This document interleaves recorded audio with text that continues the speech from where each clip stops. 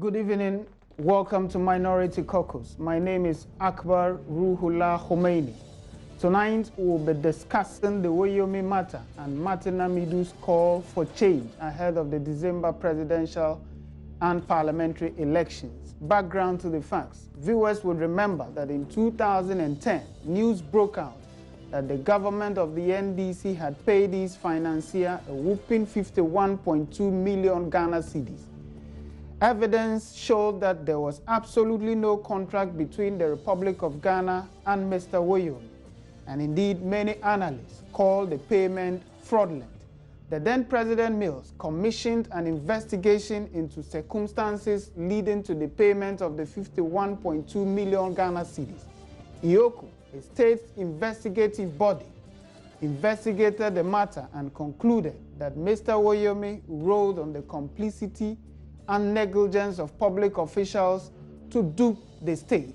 The then President Mills instructed his Attorney General, Mr. Martin Amidu, to institute measures of the court to help retrieve the money which was unlawfully paid to Mr. Woyome.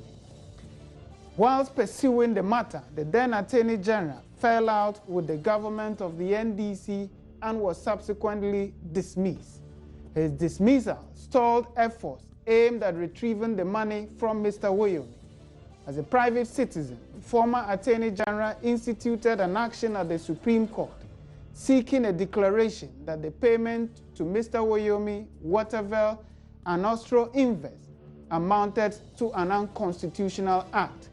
The Supreme Court, after examining all the relevant evidence and documents, held that indeed the payments to Mr. Woyome and his allies were unconstitutional and that the monies be refunded to the Republic. 2 years after the Supreme Court decision, Mr. Woyome is yet to refund the money to the government of Ghana. The government of President Mahama has shown little interest in enforcing the Supreme Court order which was procured by Mr. Amidu. Indeed, last week, the Attorney General, under allegedly instructions from the President, filed a notice at the Supreme Court to discontinue an application which was intended to pave way for the Attorney General to orally examine Mr. Woyome. This prompted Mr. Martin Amidu to quickly file an application at the Supreme Court, seeking an order of the Supreme Court to allow him to orally examine Mr. Woyome. Strangely, the Attorney General filed a motion opposing the effort of Mr. Amidu to orally examine Mr. Woyome and to ensure that the orders of the court, which were given 2 years ago, are carried out. Yesterday, the Supreme Court ruled that Mr. Martin Amidu could orally examine Woyome on the 24th of November 2016.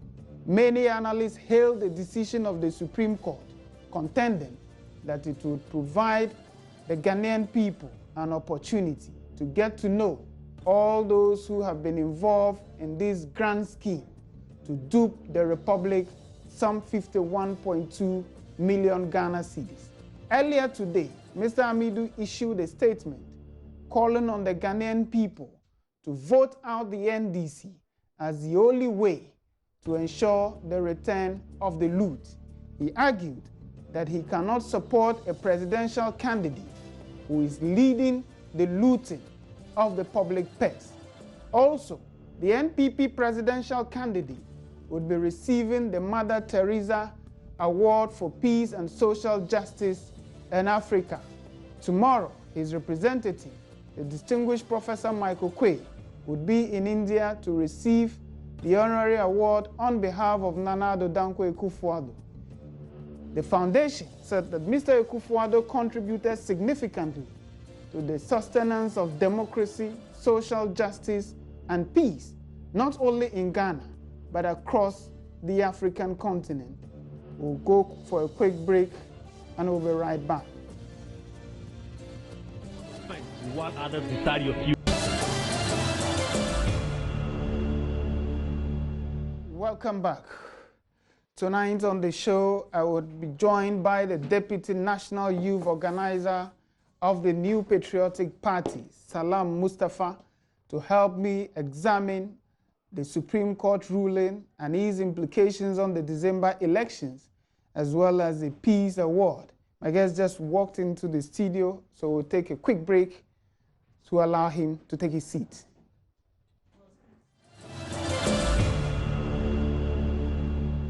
Welcome back to Minority Caucus. I've been joined by Salam Mustafa, Deputy National Youth Organizer of the New Patriotic Party. Salam, welcome to the show. Thank you very much. I gave a background to the Woyome matter. In 2010, news broke out by the MP for Asim, Mr. Kennedy Ajapong, that the Republic paid 51 million Ghana cedis to Woyome. Investigations conducted showed that the money was fraudulently paid. Indeed, it took a private citizen to take the matter to the Supreme Court and to obtain a judgment to the effect that the money was unlawfully paid and same be refunded to the state. 2 years after the judgment was delivered by the apex courts, no effort has been made to retrieve the money. It appears that the Mahama government cannot just do away with corruption. Thank you very much, Akbar. And I'm sorry for coming in late. You know, the work is plenty. And, I know. Sometimes for 3 weeks you to get elections. some hitches. This Woyome case is a cancerous one that shakes our foundation as a nation. From the genesis of this case till now, it is obvious, as the Supreme Court posited, it is an enterprise of create, loot, and share. If you look at the details of this problem, it doesn't make sense and doesn't add up. The man never had any contract with the government of Ghana and yet was able to forge documents, brought it for God knows how he was able to get state collaborators to condone this act, and our taxpayers' money was carried and given to Woyome until date, even when the Supreme Court of the land has asked that go and take our monies back because what you did was unlawful. They are recalcitrant and very, very adamant in taking the money back. If you think about it, it breaks your heart that as a nation, we can do this to our own selves, that we can sit and watch hard cash of the state siphoned and wasted in such a wanton manner. This would never happen under any NPP government. It would never. And for it to drag this long, the lack of commitment to retrieving the money and the sheer impunity with the way it's been done in a fashion of bravado by all state actors, it makes it more sad that the government feels very comfortable that our money, the taxpayers' money, that should be used to build schools, hospitals, roads, so on and so forth. Look, almost every state subvented institution is in arrears. Arrears, absolutely.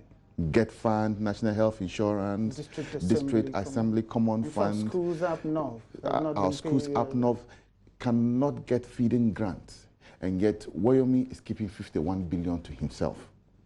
Akbar, I mean, what a banana republic is this? It's sad. And I concur with Martin Amidu that until we change this government, this corrupt government, we will not get a dime from Woyome.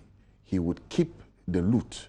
And for all those who have contributed in the share and in the chopping of that money, they'll all keep it until there's a change in government, a government that abhors corruption, and a government that is determined to retrieve that money back into the state coffers of Ghana. That is only when we will make any reasonable progress in getting Woyome in the cooler. Well, you see, there's that irony, you know, inherent in this whole thing. On one breath, you have the Mahama government say that it is committed and it is indeed fighting corruption. On another breath, you have the Attorney General who is exercising a delegated executive authority. Akbar, the Attorney General is complicit in this matter. Who was the lawyer to Austro Invest? Is this current Attorney General, and that's the genesis of the mess. In fact, and according to Woyome, they paid the law firm of the then Attorney General 1 million Ghana cedis. So she's complicit in the matter. I don't know why it's taking all of us too long to see the real picture. It's a small screen. What she came in to start, and look, when Martin Amidu started a comprehensive approach to retrieving the money, what was done to him? He was kicked out. Yeah. Martin Amidu was sacked from his position because he was fighting Woyome to retrieve the money. He did not. Not for himself. Not for himself. But the sad thing is that he's not going to benefit. In fact, in the process of receiving the money, he's losing money. He's losing money. He's not going to benefit the person. On his own account. On his own account. All that he's been doing on his own account. Nobody's paying him. The filing of papers, his fuel going to court and back and everything. It's on Martin Amidu and not the state. And he's not going to get a peso. He's not going to get a dime out of it. So he's fighting genuinely for the cause of the state, that we need this money. Okay, government has emasculated us so badly and asked us to tighten our belts because they have chewed the meat and it's left the bone. And even now they're cracking the bone. So we should all tighten our belts. And that somebody wants to bring in 51 billion. And all that this government, John Dramani Mahama's government, can look in the eye of the people of Ghana and say, get the hell out of this place. They don't care. They don't want the money because it's an enterprise of create, loot, and share.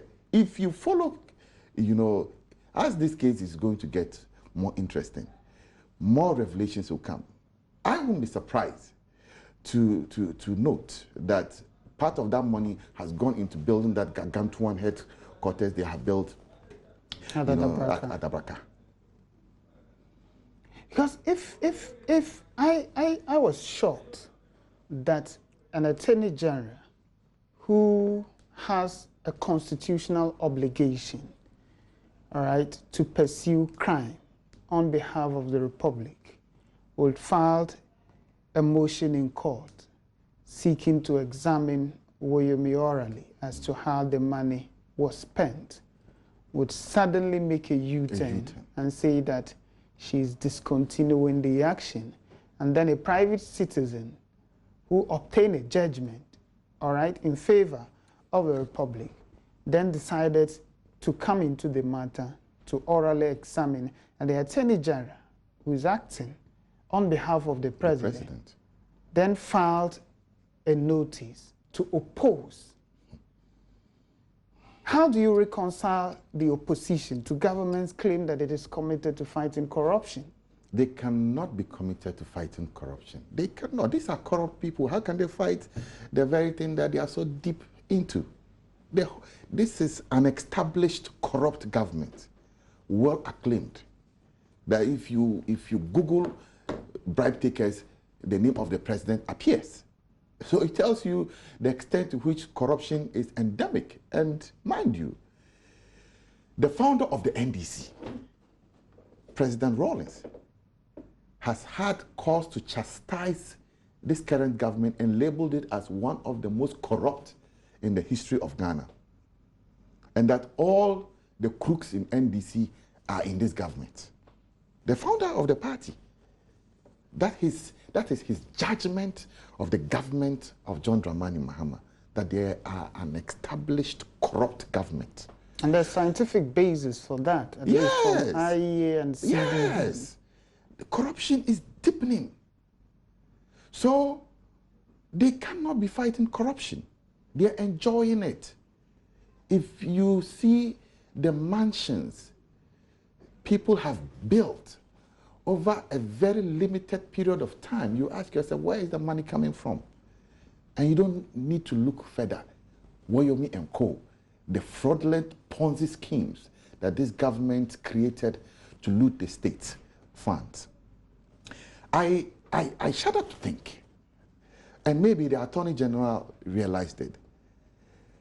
You, who is a beneficiary of that scheme, of that Ponzi scheme, you are going to cross-examine someone who is also an actor in it. How does it pan out? So clearly, she doesn't have the moral high ground to stand.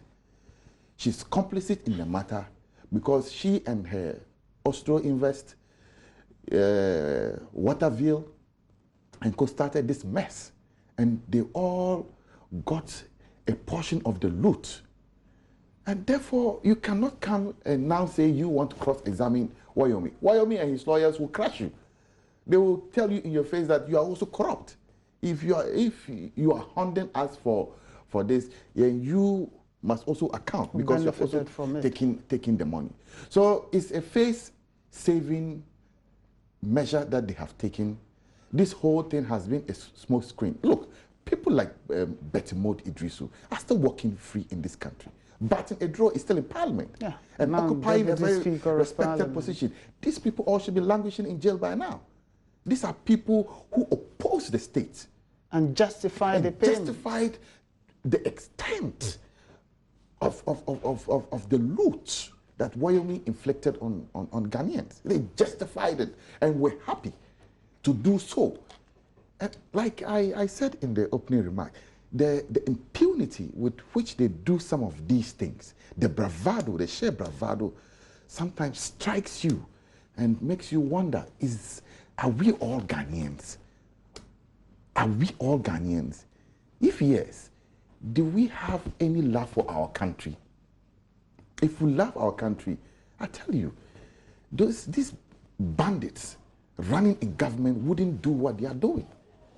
Let me cut you here and we go for a quick break to allow our second guest to join us. We'll be right back.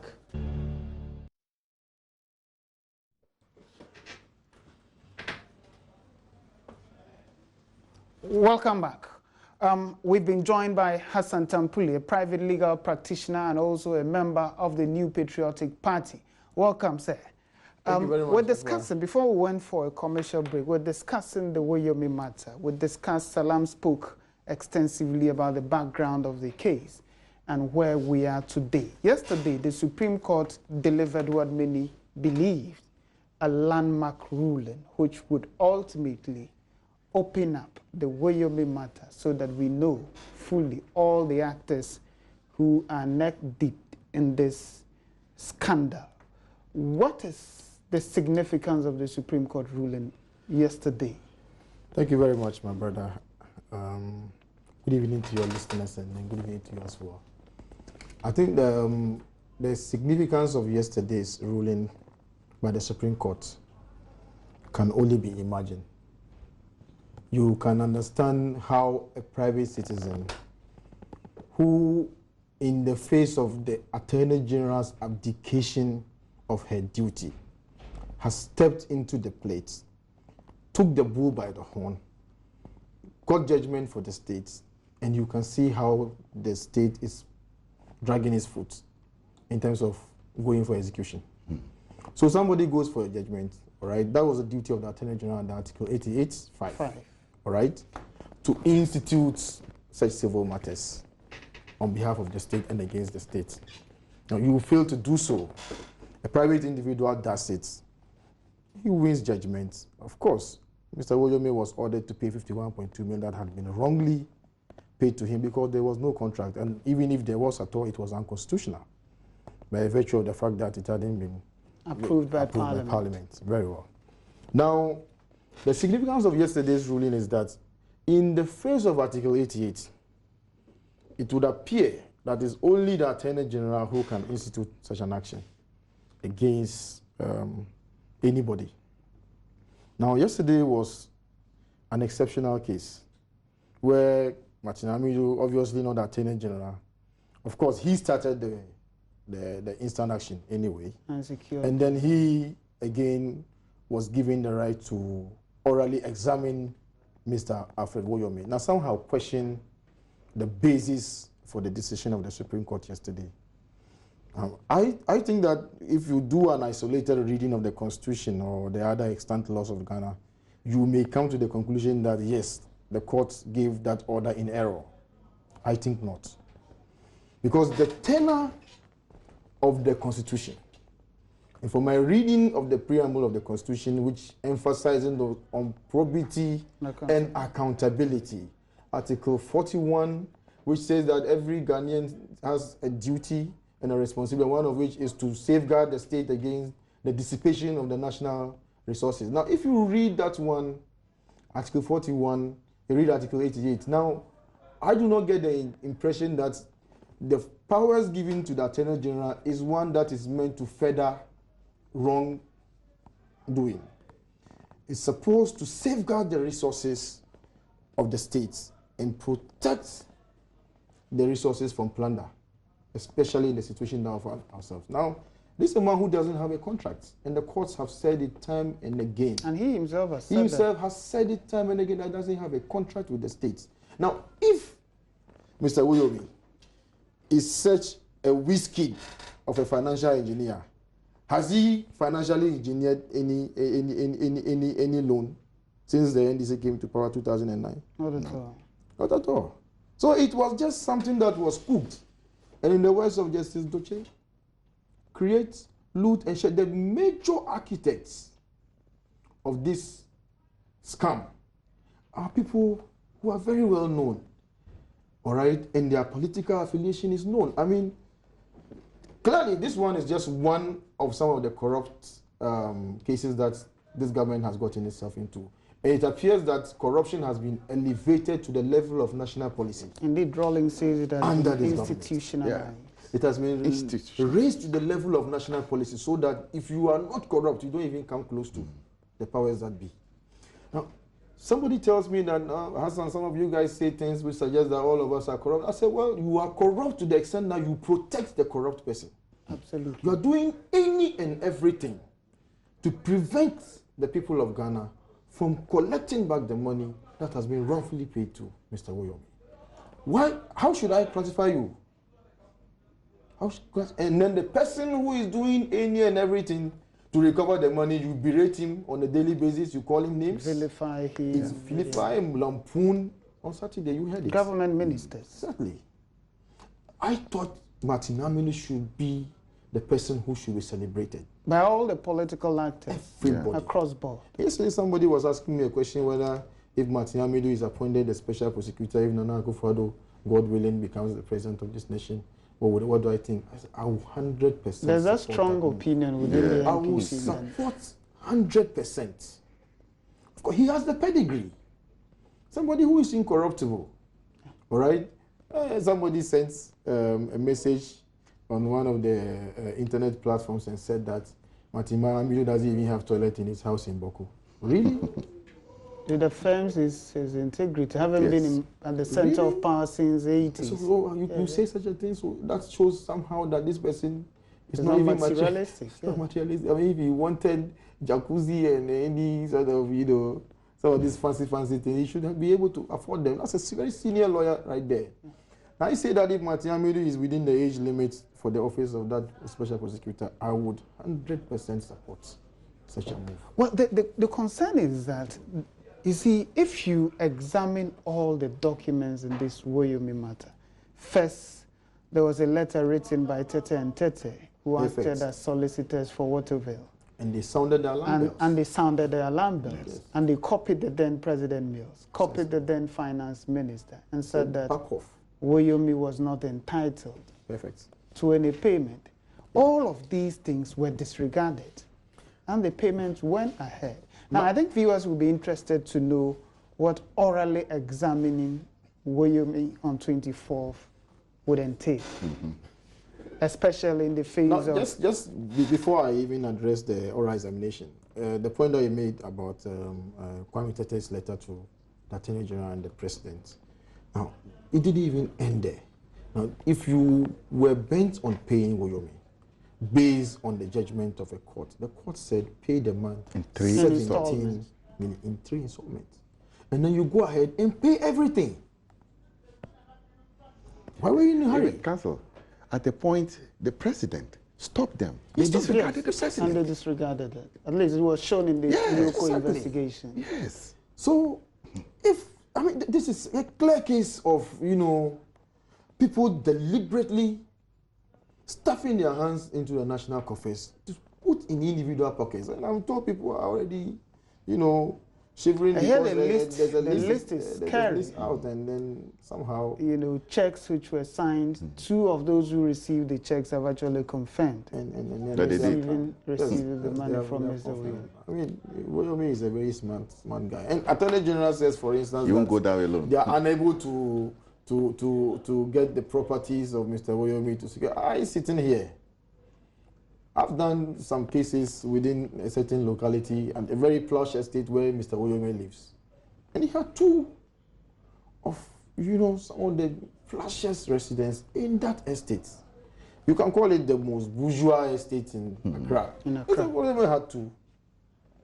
And somebody challenged me if I was ready to take them to see the property. I don't need to show you. Just go to the estate and then you find out from their records. Well, I'm told that some people have come to interplead and say that they own the properties and it's not Mr. Woyome. Overnight, Things have changed. things have changed. Wow. All right, now coming back to oral examination, that is very simple. Mr. Woyome or the judgment debtor is put into the witness box. Then he is asked questions by the judgment creditor regarding where the money has gone to. How did you spend the money? What did you use it for? Who did you give the money to? If anybody, does anybody owe you? Do you have any outstanding bills to pay? I mean, anything that has to do with tracing how the money was paid. Well, some lawyers have suggested that Woyome and his lawyers could frustrate this by simply saying to the court on that day that I accept I owe the Republic of Ghana and I'm working to pay. Well, it's a cross-examination. So when they ask you the question, you answer the question because you are under oath.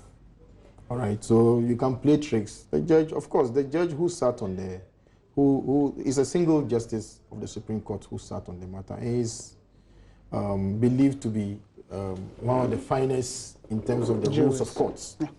So he's the master of the rules. I mean, it's difficult for you to play such tricks on a person like Justice Yeboah. I mean, every senior lawyer recognizes that, I mean, in terms of the rules. I mean, so I think we should rest assured that whatever the tricks, Martin Amidu has been playing this trade for God knows how long. He has come across, I'm sure, even more clever guys, and I'm sure there's a way that he can handle. I can't teach Martin Amidu anything as far as this matter is concerned. I'm sure he knows. Salam, what are the political implications? 3 weeks to the December elections. It reminds me of the American elections when October surprise came to turn the wheels of the elections. It looks like we are having a November surprise. An FBI situation in Ghana. Yeah, this one happens to be a court situation. The coming back of the Woyome case certainly would do a lot of damage to the NDC. But many have said that in 2012 it did little to affect the NDC's campaign. So how much more? I don't want to think it did little. I mean, we all know that they manipulated the results of the elections. So it is not a matter of the Woyome case didn't do damage. I mean, it's one of the dirtiest cases that Ghana has gone through. This Woyome case. And anytime you want to talk about corruption in this country, you cannot bypass the Woyome case. Almost everybody, has in one way or the other, some information and background knowledge of the Woyome case. To the extent that it is going to come back, be rehashed, and put on the banner, if it becomes a whole political topic again, it's going to put the NDC under serious pressure. And of course, they are not doing too well when it comes to the issue of corruption, because it's an albatross around their neck. For it to become a dominant topic on the political space, it certainly would nail the coffin for the NDC to go into perpetual opposition. It's a case that will worry them.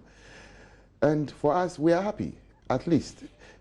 Once we are able to get Woyome to tell us how he disbursed 51 billion of our money and how we can trace it and bring the money back into the national coffers to be used for developmental projects and programs, we would be very satisfied and find a way of getting the people who have acted in this case to be jailed and serve as punishment, so that people who want to go into such schemes again in the future will be deterred from doing so. Even Martin Amidu holds that view. This morning he issued a statement in which I would love to quote some aspects of the statement to our viewers and then bring in Mr. Hassan Tampuli. He said that, "I am a senior and foundation member of the NDC, the governing party, but I am compelled to put Ghana first and to defend the 1992 Constitution by saying that the only way Ghanaians can have the Woyome Austro-Invest joint loot refunded is to change the government that created, looted, and shared the loot with them during the presidential elections this year. A new government will prosecute Woyome under Article 2, 3, and 4 of the 1992 Constitution for high crime should he delay any further in refunding the unconstitutional loot. The new government will also enforce the Waterville judgment debt of over 47 million euro loot or prosecute it for a high crime." And he went on to say that, "I cannot in good conscience and in defense of the Constitution support his presidential candidate, that is Mr. Mahama, to continue the looting of the public purse." Mr. Tampuli, looks like Martin Amidu has joined the change campaign. And the basis of him joining is that the only way the money can be refunded is to get Mahama out. Absolutely. And I believe that a lot more Ghanaians who believe that we need to recover all that money that have been paid to Astro Invest, Waterville, Woyome, and such other corrupt deals. If we have to get those monies, then government has to be responsible for that. And it shows that this government is too comfortable with some of these corrupt deals. Yes. Now, anybody, very comfortable, anybody who believes that these monies must be recovered has no right to sit on the fence. You have to get on board. We have gone past the stage where you make yourself the food on the menu.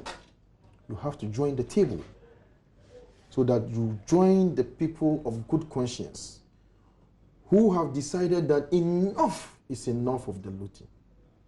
Too many looting things going on. And in fact, the most annoying part of it is that they do selective prosecution. Yeah.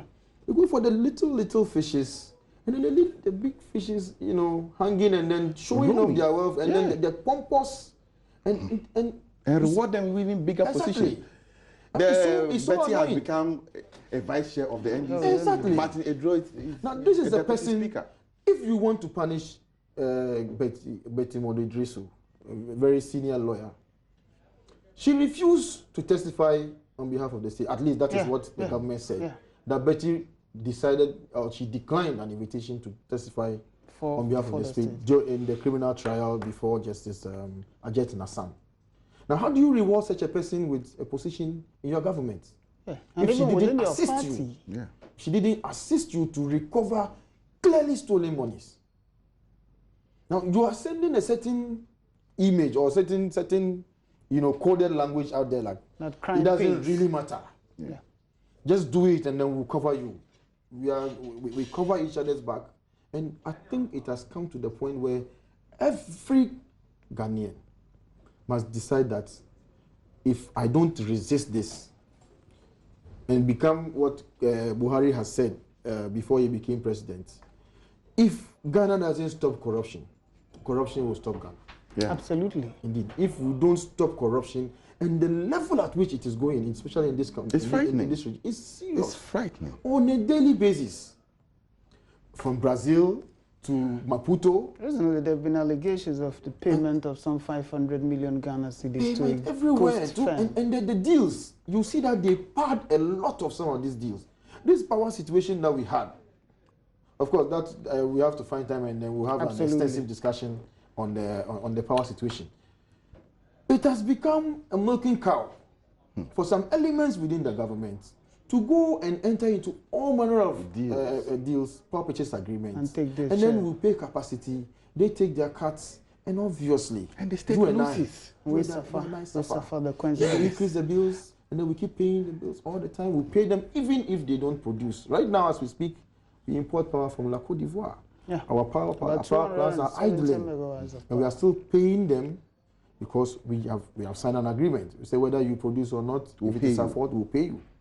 Wow. And we are paying millions of dollars. Quickly on this one, Salam, tomorrow, the NPP presidential candidate, Nana Addo Dankwa Akufo-Addo, would be receiving the Mother Teresa Award for Peace and Social Justice. He has been identified as being the most qualified person to receive the award this year because of his enormous contributions towards the sustenance of democracy and peace, not just in Ghana, but across the continent. Yeah.